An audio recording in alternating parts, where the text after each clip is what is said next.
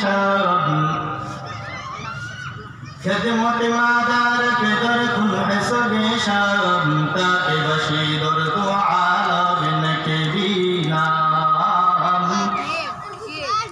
تاکہ بشیر تو عالم نکبینام خدمت مادر پدر کن اختیار خدمت مادر پدر کن اختیار تاشوی ازمان و دونوں تی بختیار تاشوی ازمان و دونوں تی بختیار শুকরিয়া আদায় করি যে আল্লাহ রাব্বুল আলামিন আমাদেরকে হাজারো মাখলুকাতের ভিতরে সর্বোত্তম মাখলুক প্রথম ইনসান দ্বিতীয় মুসলিম আখিরি জামানার পয়গম্বরের উম্মত 10 মায়ের 10 সন্তানকে একই জায়গায় নিরিবিলি ঢুকে মিলে বসে কিছু কথা আমলের নিয়তে শোনা আমার মতো পাপী অদমকে যে আল্লাহ রব্বে কারীম আমাকে বলার সুযোগ করে দিয়েছেন সেই মালিকের দরবারে মহব্বত আর ভালোবাসা নিয়ে একবার কালিমাতি শুকরিয়া আদায় করি আলহামদুলিল্লাহ আলহামদুলিল্লাহ শত কোটি দুরূদ সালাম আকে নামদার তাজদারে মদিনা সাইয়্যিদুল মুরসালিন খাতামুন নবীন শাফিউল মুসলিমিন সরওয়ারে কায়নাত ফখরে মুজিদাত মদিনা কা তাজদার ওই মহামানবের প্রতি যার অক্লান্ত শ্রমের বিনিময়ে তৎকালীন পথহারা বর্বরতার মূর্খ অন্ধকার উচ্ছন্ন মানুষগুলোকে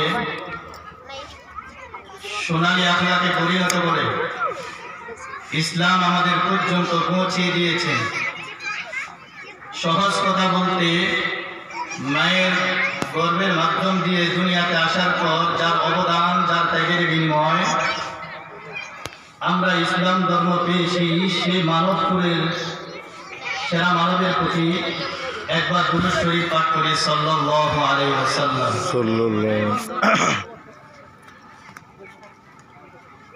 আসলে এখানে আলোচনা করার যোগ্যতা আমার নাই বললে চলে। এরপরে মুরব্বীরা আদেশ করেছেন আল আমরু ফাওকাল আদব, আদেশ মানা সেটাও আদবের অন্তর্ভুক্ত। সেই দিকে লক্ষ্য করে মুরব্বীদের দোয়া পাওয়া আশায় আপনাদের সামনে বসলাম। আল্লাহ রাব্বুল আলামিনের মহাগ্রন্থ আল কোরআন থেকে সূরা বনী ইসরাঈলের 23 এবং 24 নম্বর আয়াত তেলাওয়াত করেছি। রাসূলের জবানের মুখের পবিত্র বাণী থেকে হাজারো বাণীর ভিতরে একখানা হাদিস পাঠ করলাম। আল্লাহ রাব্বুল আলামিন যদি আমাকে তৌফিক দান করেন ইনশাআল্লাহ এই সম্পর্কে কয়েকটি কথা বলে আমি আলোচনা সংক্ষিপ্তভাবে শেষ করব ইনশাআল্লাহ।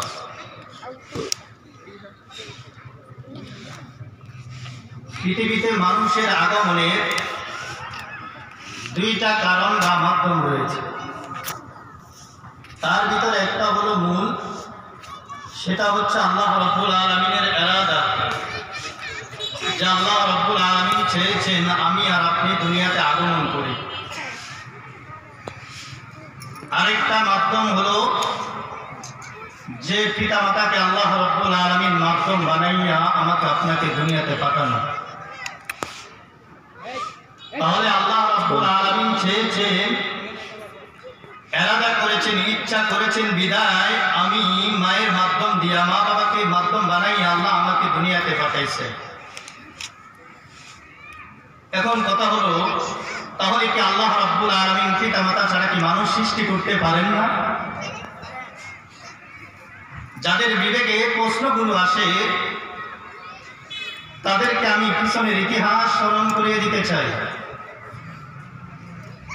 যে মারিয়াম আলাইহিস সালাতু ওয়াস সালামের গর্ভে স্বামী সারা সন্তান কিভাবে আসতে পারে। যাদের আকল বিবেকে এসব প্রশ্ন আসে তাদেরকে আমি বলতে চাই আমার বাবা আদম আর মা হাওয়া তাদের থেকে সৃষ্টি হয়েছে। তাহলে বোঝা যাচ্ছে যে আল্লাহ রাব্বুল আলামিন ইন্নাল্লাহা আলা কুল্লি শাইইন কাদির, সব কিছুর ক্ষমতাবান। আল্লাহ মানুষ ছাড়াও মানুষকে সৃষ্টি করতে পারেন, আবার মানুষকে মানুষের মাধ্যম দিয়েও সৃষ্টি করতে পারেন। তাহলে মানুষকে মানুষের মাধ্যম থেকে সৃষ্টি করার কারণটা কি? আমার আকল বলে, বিবেক বলে, আজকে যদি মানুষ মানুষদের থেকে সৃষ্টি না হতো, মানুষের মাধ্যম দিয়ে না আসতো, তাহলে বাংলাদেশের যতগুলো নাস্তিক অতিবাহিত হয়ে গিয়েছিল, যারা বলেছিল মানুষ বাদর থেকে তৈরি, তাদের জন্য আজকে এটা বড় দলিল প্রমাণ হতো। কারণ আজকে আমি অমুকের সন্তান, আমার বাপে বলবে আমি তমুকের সন্তান, এভাবে যখন বংশের ধারাবাহিকতা পরিচয় দিতে দিতে দিতে আমরা একে অপরের মুসলমানের ভাই, আদমের সন্তান, আমরা আদমের সন্তান। তাহলে আল্লাহ রাব্বুল আলামিন আমাদেরকে সৃষ্টি করলেন পিতামাতার মাধ্যম বানাই না। এই যে পিতামাতার সম্পর্কে পিতামাতাকে মাধ্যম বানাইলেন আল্লাহ, এই পিতামাতা সম্পর্কে আল্লাহ রাব্বুল আলামিন তার মহাগ্রন্থ আল কোরআনের মধ্যে কি বলেছেন? কতটুকু তোমার মাকে, তোমার বাবাকে সম্মান করবা। রাসূলে তার জবানের ভাষায় মা আর বাপ সম্পর্কে কি আলোচনা করেছেন সে সম্পর্কে কয়েকটি কথা বলে আমি আমার বক্তব্য শেষ করব ইনশাআল্লাহ। আল্লাহ রাব্বুল আলামিন সূরা বনী ইসরাঈলের 23 এবং 24 নম্বর আয়াতে বলেন, وَقَضَى رَبُّكَ أَلَّا تَعْبُدُوا إِلَّا إِيَّاهُ وَبِالْوَالِدَيْنِ إِحْسَانًا وَقَضَى رَبُّكَ أَلَّا تَعْبُدُوا إِلَّا إِيَّاهُ وَبِالْوَالِدَيْنِ إِحْسَانًا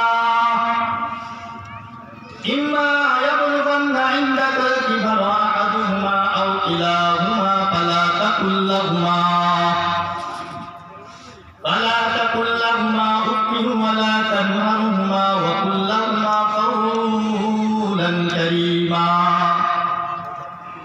আল্লাহ বলেন, وَقَضَى رَبُّكَ أَلَّا تَعْبُدُوا, যে তোমরা আমি আল্লাহ রাব্বুল আলামিনের ইবাদত করো, আমার ছাড়া কারো ইবাদত করো না। এরপরে আল্লাহ বলেন, وَبِالْوَالِدَيْنِ إِحْسَانًا, তুমি তোমার ওয়ালিদাইন অর্থাৎ তোমার পিতার মাতা উভয়কে আরবি ভাষায় ব্যাকরণে ওয়ালিদাইন বলা হয়। তুমি তোমার পিতার মাতার সাথে ওয়ালিদাইন না ইহসানা, তুমি তোমার পিতা মাতার সাথে ইহসানের সাথে কথা বলো, শিষ্টাচার পূর্ণভাবে কথা বলো। তো আল্লাহ বলছেন ওয়াবিল ওয়ালিদাইন ইহসান, আমি আমার পিতা মাতার সাথে ইহসানের সাথে কথা বলবো, নরম ভাষায় কথা বলবো। আল্লাহ তারপর কি বলেন দেখেন, ইম্মা ইয়াবলুগান্না ইনদাকাল কিবারা আহাদুহুমা আও কিলাহুমা। আল্লাহ রাব্বুল আলামিন বলেন, যদি তোমার পিতা মাতা উভয়ের মধ্য থেকে কোনো একজন অথবা উভয়জন যদি বার্ধক্য উপনীত হয়ে যায়, বুড়ো হয়ে যায়, ও যুবক ভাই, ও আমার যুবতী বোন, বার্ধক্য উপনীত হওয়ার কারণে তোমার বাবা তোমার মা বুড়া বুড়ি হয়ে যাওয়ার কারণে দুর্বল বেদে যদি কোনো সময় ত্রুটি করে ফেলে থাকে, এই ত্রুটির কারণে আল্লাহ তাআলা বলেন, ওয়ালা তাকুল্লাহুমা উফিন ওয়ালা তানহারহুমা। আল্লাহ বলেন যে ত্রুটি করতেছে, তোমার বাপ দুর্বল হয়ে গেছে, অসহায়, যে তোমার বাপ ছোটবেলার যে অবস্থা ছিল আবার সেই অবস্থা ফিরে আসছে, ত্রুটি করতেছে, এই কারণে তুমি ওয়ালা তাকুল্লাহুমা উফিন ওয়ালা তানহারহুমা, তাদের সাথে উফ শব্দ দিয়ে করিও না, ওয়ালা তানহারহুমা ধমক দিয়ে কথা বলবে। তাহলে আল্লাহ বলছেন ধমক দিয়ে কথা বলতে নিষেধ করছে, উফ শব্দ দিয়ে করতে নিষেধ করছে। যখন তোমার মা একটু ত্রুটি করলো, তোমার বাপে একটি ভুল করে ফেলছে, এই ভুলের কারণে কখনো উফ শব্দ দিয়ে করিও না বাবা। অথচ আমাদের সমাজের যুবক ভাইরা মা যাকে আজকে এই যে আজকে জান্নাতের বাগান, এই মাহফিলে আসার কথা, অনেক মা তার সন্তানকে বলছে বাবা মাহফিলে যাও। অনেক সন্তান দেখেন যাইয়া যে মাকে ঝগড়া ধমক দিয়ে বলতেছে না আমি যাবো না, যাবো না। তো আল্লাহ কি বলছেন বাবা? আল্লাহ বলছেন কি তোমার মায়ের সাথে ইহসানের সাথে কথা বলো, শিষ্টাচারপূর্ণভাবে কথা বলো। আল্লাহ বলেন খুব শব্দ দিয়ে করে না,